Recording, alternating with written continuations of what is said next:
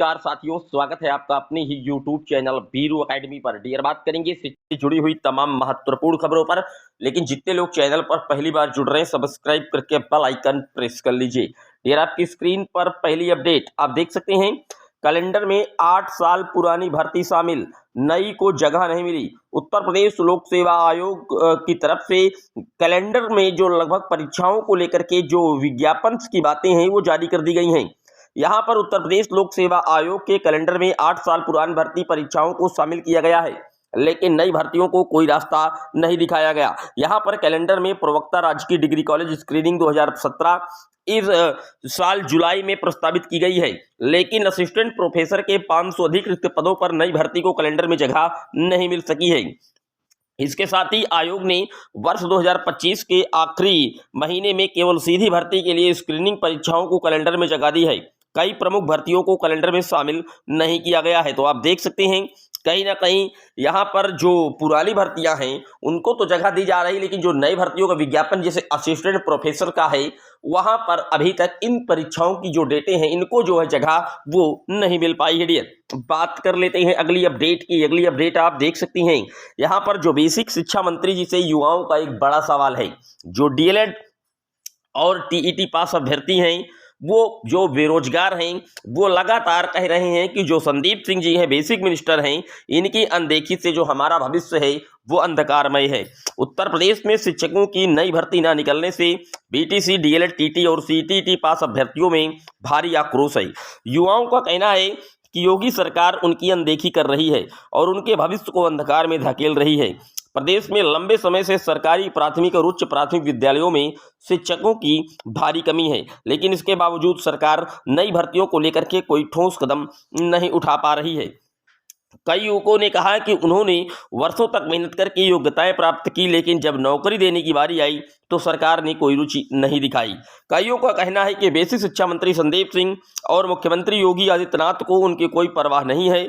उन्होंने कहा कि हमने डीएलएड और टीटी और बीटीसी जैसी परीक्षाएं पास कर ली, फिर भी हमें रोजगार नहीं दिया जा रहा है। आखिर हमारी गलती क्या है? वहीं डीएलएड संयुक्त मोर्चा के प्रदेश उपाध्यक्ष बीसू यादव ने कहा है कि अपनी मांगों को लेकर के हमने कई बार सरकार से गुजारिश की, प्रदर्शन भी किया, मगर सरकार हम युवाओं के भविष्य के बारे में एकदम नहीं सोच रही है।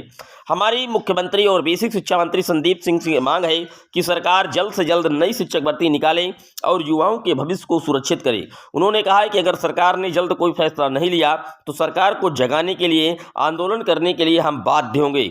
देखा जाए तो नई भर्तियों को लेकर के कोई ठोस घोषणा नहीं हुई। लाखों युवा बेरोजगारी की मार झेल रहे हैं और उन्हें अपना भविष्य अंधकारमय नजर आ रहा है। अब देखना यह होगा कि योगी सरकार इन मुद्दों पर क्या रुख अपनाती है।